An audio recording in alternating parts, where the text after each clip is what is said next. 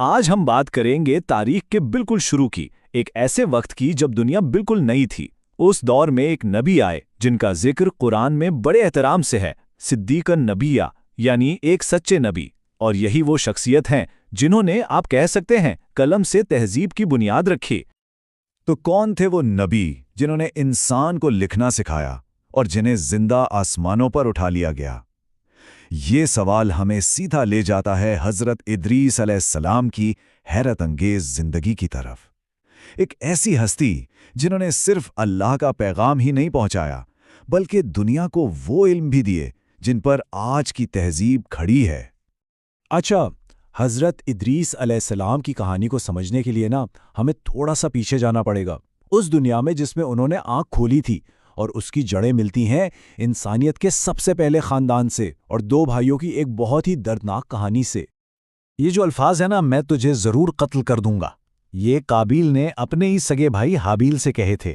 ہوا یہ کہ حابیل کی قربانی اللہ نے قبول کر لی، مگر قابیل کی نہیں۔ بس حسد کی وہ چنگاری ایسی بھڑکی کہ اس نے انسانی تاریخ کا پہلا قتل کر ڈالا۔ حابیل کے اس دنیا سے جانے کے بعد اللہ تعالیٰ نے حضرت آدم علیہ السلام کو ایک اور بیٹے عطا کیے، حضرت شیث علیہ السلام، اور یہی وہ بیٹے تھے جن کی نسل سے نبوت کا نور آگے بڑھنا تھا۔ اب وقت گزرتا رہا، نسلیں آتی گئیں، اور حضرت آدم کی اولاد جو تھی وہ دو حصوں میں بٹ گئیں، دو بالکل الگ الگ راستوں پر۔ ایک طرف نیکی کا راستہ تھا اور دوسری طرف گمراہی اور اندھیرے کا۔ دنیا ایک طرح سے دو کیمپوں میں تقسیم ہو گئی۔ تو ایک طرف تھی قابیل کی نسل، جنہوں نے شرک، بے حیائی اور ہر طرح کا فساد پھیلا دیا۔ وہ حضرت آدم کی ساری تعلیمات کو بھول بھال چکے تھے۔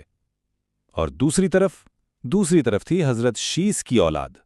یہ لوگ پہاڑوں میں بالکل الگ تھلگ رہتے تھے، صرف اللہ کی عبادت کرتے تھے اور دنیا کی ساری برائی سے خود کو بچا کر رکھا ہوا تھا۔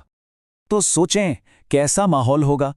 اسی افراتفری، اسی بگاڑ کے بیچ اللہ نے ایک رہنما کو چنا، ایک نبی جن کا کام تھا کہ وہ اس بگڑے ہوئے نظام کو ٹھیک کریں اور سچائی کو دوبارہ قائم کریں۔ اور اسی اندھیرے کو روشنی میں بدلنے کے لیے اللہ نے حضرت شیث کی ہی نسل سے ایک ہستی کو منتخب کیا، اور یہ تھے انسانیت کے پہلے استاد حضرت ادریس علیہ السلام۔ ویسے آپ کا اصل نام اخنوخ تھا، لیکن آپ ادریس کے نام سے مشہور ہوئے۔ کیوں؟ کیونکہ یہ لفظ نکلا ہے درس سے، جس کا مطلب ہے سکھانا، پڑھانا، اور آپ کو یہ لقب اس لیے ملا کیونکہ آپ تعریف کے وہ پہلے انسان تھے جنہوں نے قلم کا استعمال کیا اور لکھ کر لوگوں کو سکھایا۔ اب جب آپ نے بابل میں اللہ کا پیغام دینا شروع کیا تو ظاہر ہے سخت مخالفت ہوئی۔ جب ظلم حد سے بڑھنے لگا تو آپ نے اپنے ماننے والوں کو ساتھ لیا اور وہاں سے ہجرت کی۔ کہاں؟ مصر کی طرف، دریائے نیل کے کنارے، جہاں انہوں نے ایک نئی پرامن زندگی کی بنیاد ڈالی۔ یہاں ایک بہت دلچسپ بات ہے، حضرت ادریس علیہ السلام نے صرف دین کی باتیں ہی نہیں سکھائیں، بلکہ انہوں نے انسانیت کو وہ بنیادی چیزیں دیں، وہ ٹولز دیے جن پر آج بھی ہماری پوری سویلائزیشن کھڑی ہے۔ سوچیں ذرا، سب سے پہلے قلم سے لکھنا، سب سے پہلے کپڑوں کو سلائی کر کے پہننا، اس سے پہلے لوگ جانوروں کی کھال ہی لپیٹ لیتے تھے۔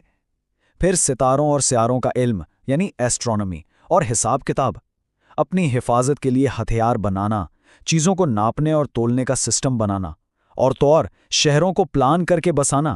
یہ سب وہ چیزیں ہیں جو انہوں نے انسانوں کو سکھائیں۔ صرف یہی نہیں، انہوں نے معاشرے کو چلانے کا ایک پورا سسٹم بنایا۔ انہوں نے سوسائٹی کو 3 حصوں میں تقسیم کیا۔ پہلے علماء، جن کا کام تھا علم دینا اور رہنمائی کرنا۔ دوسرے بادشاہ، جن کی ذمہ داری تھی انصاف کرنا اور ملک کا نظام چلانا۔ اور تیسرے عوام، جو معاشرے کی بنیاد تھے۔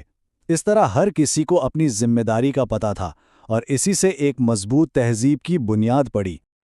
اچھا، یہ تو ہو گئی ان کی دنیاوی خدمات کی بات۔ اب چلتے ہیں ان کی زندگی کے آخری اور شاید سب سے حیران کن پہلو کی طرف، ایک ایسا واقعہ جس کی مثال ہمیں دوسرے انبیاء کی زندگیوں میں نہیں ملتی۔ کہتے ہیں کہ آپ کی عبادت اور تقوی کا عالم یہ تھا کہ فرشتوں سے آپ کی دوستی ہو گئی تھی، یہاں تک کہ ملک الموت حضرت اسرائیل علیہ السلام بھی آپ کے دوستوں میں شامل تھے، اور آپ کے دل میں غیب کی دنیا کو اپنی آنکھوں سے دیکھنے کی ایک شدید خواہش تھی۔ تو آپ نے ملک الموت سے کچھ درخواستیں کی؟ پہلے یہ کہ موت کا ذائقہ کیسا ہوتا ہے، آپ کی روح قبض کی گئی اور پھر واپس لوٹا دی گئی، پھر آپ نے جہنم دیکھنے کی خواہش کی تاکہ گناہوں کا انجام دیکھ سکیں، اور آخر میں آپ نے جنت دیکھنے کی اجازت مانگی تاکہ نیکی کا انعام بھی دیکھ لیں۔ یہ سب کچھ صرف تجسس نہیں تھا، یہ علم الیقین کی تلاش تھی، یعنی سنی سنائی بات پر نہیں بلکہ دیکھ کر یقین کرنا، اور اللہ نے اپنے نبی کی یہ خواہش پوری کی۔ اب جب آپ جنت میں داخل ہو گئے اور ملک الموت نے آپ سے واپس چلنے کو کہا تو آپ نے ایک بہت ہی زبردست دلیل دی۔ آپ نے فرمایا کہ میں موت کا ذائقہ چکھ چکا ہوں، اور اللہ کا وعدہ ہے کہ جو ایک بار جنت میں آ گیا وہ پھر وہاں سے نکالا نہیں جائے گا، اور یہ دلیل اللہ کی بارگاہ میں قبول ہو گئی۔ تو قرآن پاک کے مطابق اللہ نے انہیں ایک بلند مقام پر اٹھا لیا، یعنی چوتھے آسمان پر، اور مانا جاتا ہے کہ آپ آج بھی وہیں زندہ ہیں، اور یہی وہ مقام ہے جہاں معراج کی رات ہمارے پیارے نبی حضرت محمد صلی اللہ علیہ وسلم کی ملاقات حضرت ادریس علیہ السلام سے ہوئی تھی۔ حضرت ادریس علیہ السلام کی زندگی ہمیں یہ سکھاتی ہے کہ علم، لکھنا پڑھنا اور نئی چیزیں ایجاد کرنا یہ انسانیت کو ہمیشہ آگے لے کر جاتا ہے۔ ان کی کہانی ایک بہت بڑا سبق ہے، اور یہ ہمیں سوچنے پر مجبور کرتی ہے کہ آج جو کچھ ہم کر رہے ہیں، آج کی جو ایجادات ہیں، وہ آنے والی نسلوں اور آنے والی تہذیبوں پر کیا اثر ڈالیں گی۔